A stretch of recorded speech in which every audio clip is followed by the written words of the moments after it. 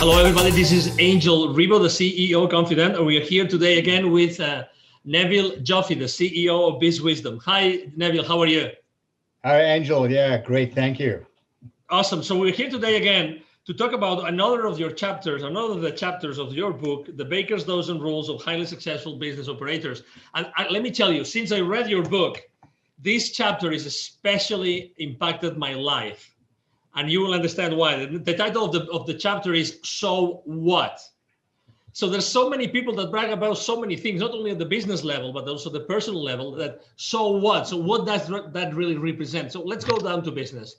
So first of all, why do you think that knowing the business implications of someone's, of a business operator, of a C-level operator, business decisions is so important and relevant today, Neville? Angel, people tend to, and this is another chapter title we'll talk about another time, people tend to look at numbers in isolation. Okay. So in today's terms, there are so many moving parts and so many things that are changing all the time that it's important for business operators, leaders, etc., and executives in companies to understand the implications of certain decisions without looking at them in isolation. They cannot afford to look in isolation. So, even for example, we say, well, people have to work remotely. You might say, like, so what? How do we deal with this? How do we turn a lemon into lemonade? There's so many questions right now that people shouldn't take for granted. Exactly, and there's so many things that are actually being measured. You were talking about, measuring numbers in isolation. So, or considering numbers in isolation. So, there's lots of things that have been going on right now. Every single company in the world, we are in October 2020. Every single company in the world has to do more with less. Mm-hmm.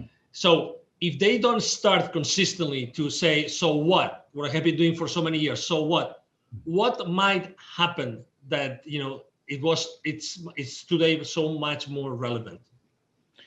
So I'm going to answer your question in a bit of a roundabout way. I have a philosophy that nobody washes a rented car because there's no sense of ownership. And it's very hard when people are working remotely, where you don't sense and feel the culture and draw each other's energy. So all the more reason now that people are working remotely, that they need to engage people and need to give people a reason to want to come to work other than just a salary check. There needs to be a bigger purpose. So to that end, I've been adopting a mantra of not only of late, but for a long time already, but I've sort of put into a logo, which I'll be happy to share with listeners if you want to see a copy of this. Essentially what it is this: in the middle, there's driving sustainable profits and cash flow. The word sustainable is the operative word. And around the circle of sustainable profits and cash flow, there are three arrows or three messages. The one is accountability. It's the first one. You want to hold your people accountable for their actions because people should be accountable. They have a responsibility. You need to engage them and you need to educate them. But it's not fair to hold them accountable if you don't educate them. And if you educate them, then it's reasonable to get them engaged. So to get people engaged in processes takes away this whole notion of the so what, because they don't see numbers in isolation. People will say, well, my revenues are up, and they'll say, okay, so what? What about the profitability? What about cash flow? They may say, well, we've hired more people, we're doing great. Let's say, so what? Maybe we're not being as efficient as we should be. People start thinking at a deeper level, always with a single reason why we're in business, is to drive shareholder value. And everybody should be engaged in that conversation, especially now that they're working remotely. So they don't see their own jobs in isolation. Their job is part of a bigger purpose. Exactly. This book, this is the cover of the book, every single chapter has a very, very interesting structure. So it's basically the chapter itself, and then there's a series of questions. And then there's even, several pages of notes. And I'm reading one of the questions of your So What chapter. For instance, so does your HR department tend to talk about how satisfied your employees are? That's a very charged question. do they tend to talk about this? Even now, they're working remotely. So maybe, people are happy. So what? What are the consequences of that happiness today? What is the effect of that happiness today that the company has changed so much that everybody works remotely and that resources are much more critical than before? So what, right? A lot of HR, with no disrespect to HR or training, they see things in isolation, in the sense that we've done a survey and people are happy. The next thing you know, they're leaving.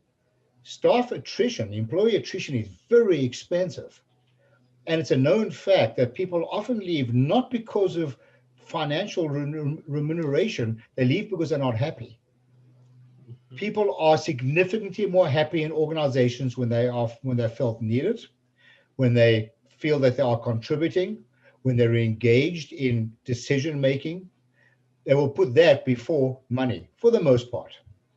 Let me ask you another question. Actually, just yesterday, Neville and I were having a conversation with a C-level executive of a very large IT company. And we were having a conversation about the sales force of that particular company. And, he was talking about, how important it is, how all the sales force, the members of the sales force, all those managers and VPs adapt to the new situation, right? So, and some salespeople might say, but I've been here successful for so many years, for 20 years or 30 years, right? So immediately, the question that comes from this level executive, so what, right? So how does that mean that what worked for the last 20, 30 years is going to work now? What's going to be the effect of doing the same thing the same way, right, Neville?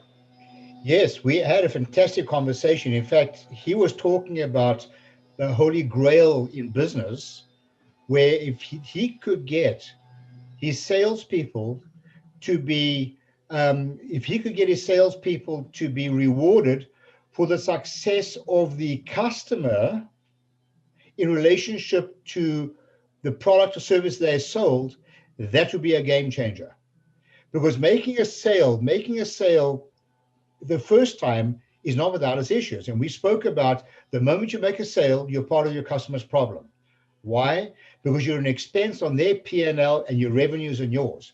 And until you can demonstrate that the incremental gain on your customer's P&L will exceed the cost of the product or services, you're part of their problem. And this is a big wow thing, because he kept saying, well, we're employing really highly educated salespeople, engineers. And my first statement to him was, so what? Are they selling profitably, not only for your company, but for the customer? And then he came up with this idea, we should be celebrating the success and profits of the customer. So the whole notion of so what triggers a whole lot of other questions. And everything should lead back to another chapter in the book, we'll talk about it another time, is win-win. It's got to be a win for you, but it's also got to be a win for your customer, and you have to prove it. Otherwise, you're part of their problem, not their solution.